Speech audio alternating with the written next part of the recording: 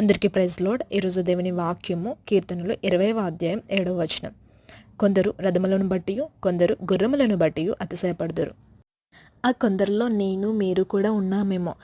మనం కూడా బైక్స్ ఉన్నాయని, కార్స్ ఉన్నాయని, చదువు ఉందని, ఉద్యోగం ఉందని, మంచి తల్లిదండ్రులు ఉన్నారని, మంచి అన్నతమ్ముళ్ళు ఉన్నారని, మంచి అందం ఉందని, అంతస్తుందని, ఇలా ఏదో ఒకటి చూసి అతిశయపడుతున్నామేమో. 2 కొరింథీయులకు రాసిన పత్రిక 10వ అధ్యాయం 18వ వచనం.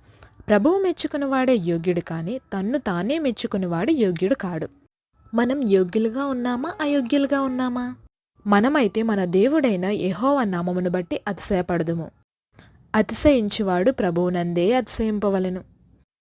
ఈ లోకంలో మనం ఏమి ఉన్నా ఏం లేకపోయినా 70-80 సంవత్సరాలు మాత్రమే ఉంటాం, సుఖమైన కష్టమైన. కానీ యుగయుగాలు దేవునితో, దేవుని రాజ్యముతో మనం ఉండాలి అంటే దేవుని నామమునందు మనం అతిశయపడాలి. Praise lord.